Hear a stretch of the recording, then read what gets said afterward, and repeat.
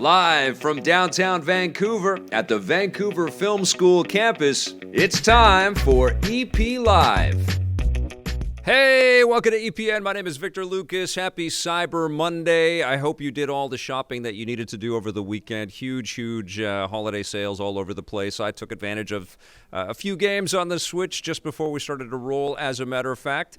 Great to see everybody here. Thank you for watching. We've got lots of fun things to talk about today. We're going to run our interview with Yoshiki Okamoto, who created Time Pilot, and I can't wait for you guys to see that. We can talk a little bit about that. We've got some reviews to get into as well, but first we've got a rundown to get to, and today it's dedicated to the 25th anniversary of the PlayStation launch in Japan, and 25 years ago, of course, I knew that the PlayStation was coming because I was a voracious reader of the magazines. Not too much stuff on the web back then. And I was following all of this stuff, and it was an incredibly influential and inspirational thing that I used for pitching Electric Playground. I was showing television broadcasters and partners all over the place that this is what games were about to become. So congratulations to PlayStation and all of you PlayStation fans out there. Also want to give a shout out to Nocturnal Toothbrush, who said he's loving our Christmas-themed videos. And he said, I want you under my tree, Vic, with a little heart emoji. It's very sweet, Nocturnal Toothbrush. This rundown is all yours.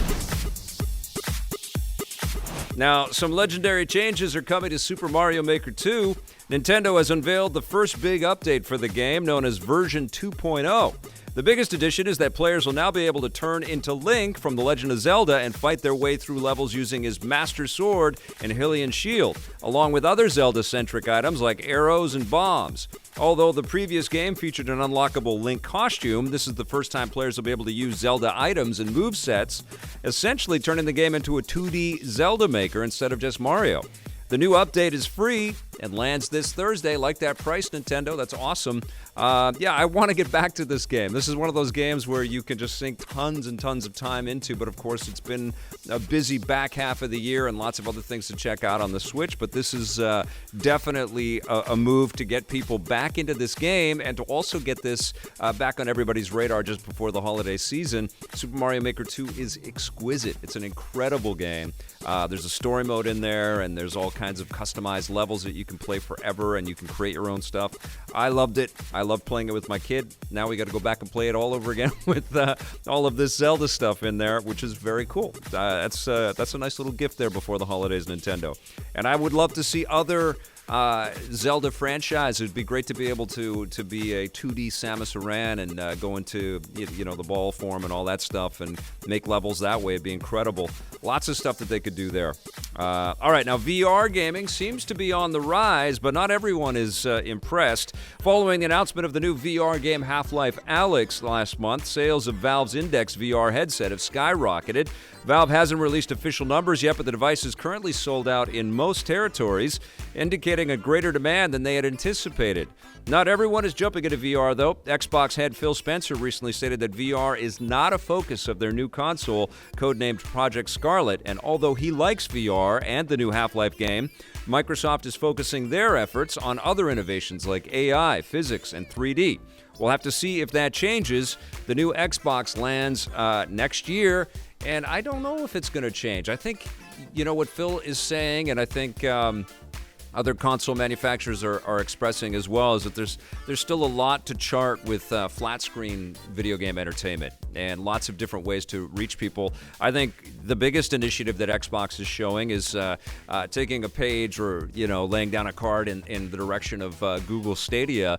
I think xCloud really has an opportunity to be a massive part of the Xbox umbrella, particularly as they've acquired new studios and they've got this very successful Xbox Game Pass thing, which is also going to integrate with xCloud. It's going to be pretty cool to be able to be on any kind of internet connection and be able to instantly stream any one of those Xbox games that you might just be a subscriber to. I mean, that is truly entering into that Netflix territory, which we know the video game industry is moving towards. And, I think Microsoft is spending a fortune in that direction, and they have to. And we'll see if it all comes together for them. I don't think that they're going to get into VR. They've got their mixed reality headset out there. their AR sort of set that is more used for commercial applications than trying to bring down the price and make it something consumer friendly. I don't know, man. I think VR is still a slippery slope, but we'll see what happens with this new Half-Life game. This could change a lot of stuff.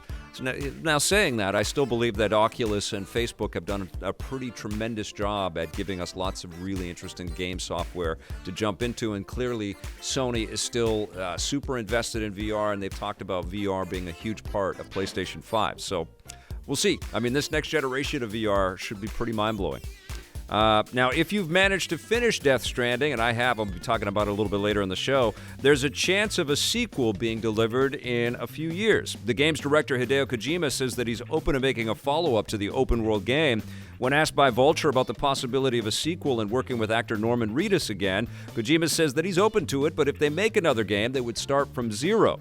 This seems to imply that if a sequel does happen, it will focus on new characters and stories within the same universe, or given how weird Kojima's games can be, it may be something else entirely.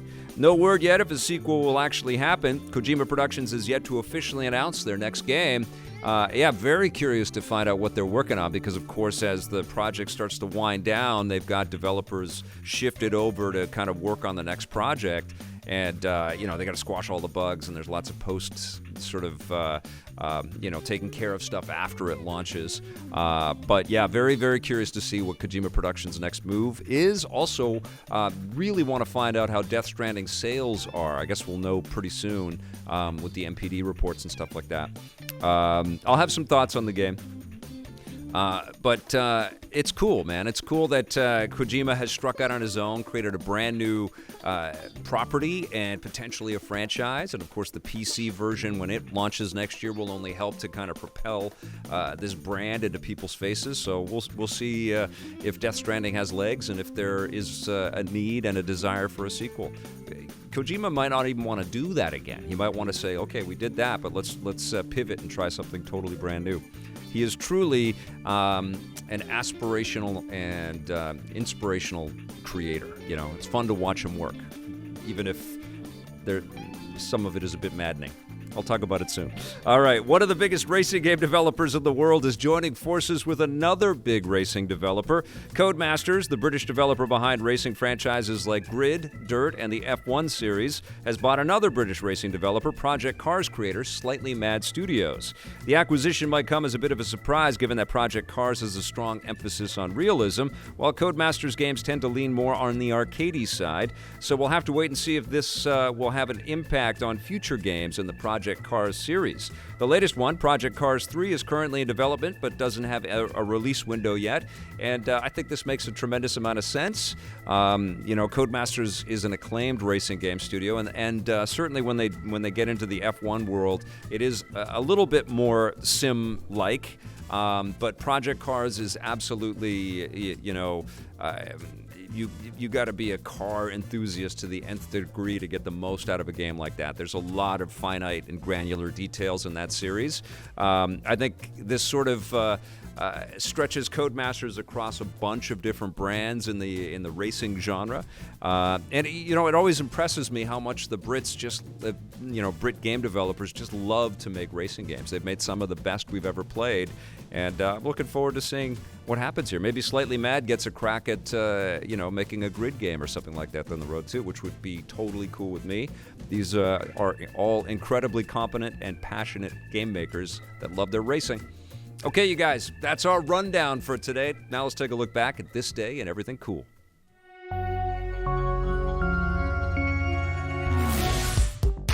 Welcome to This Day and Everything Cool for December 2nd. On this day in 2001, Nintendo marched a whole new franchise out into the world. The original Pikmin was released in the GameCube in North America following its release in Japan 2 months earlier. Players took control of tiny, colorful creatures called Pikmins and then led them across different maps with the goal of keeping as many of them alive as possible until the end of each level. Nintendo came up with the idea a few years earlier when they were still developing the hardware for the GameCube, wanting to create something that would show off the new console's ability to render dozens of 3D characters on the screen screen at the same time, each with their own AI. Pikmin actually started life as a Mario project called Super Mario 128 with dozens of tiny Marios, but as the project evolved from more than just a tech demo, Nintendo realized that the concept would work better as its own franchise, so the lovable Pikmin were born. The game received critical praise, but due to the relatively low install base of the GameCube itself, it wasn't a huge hit. That didn't make Nintendo abandon the Pikmin. A sequel, Pikmin 2, followed on the console 3 years later, and in 2012 they released Pikmin 3 on another not-so-successful console, the Wii U.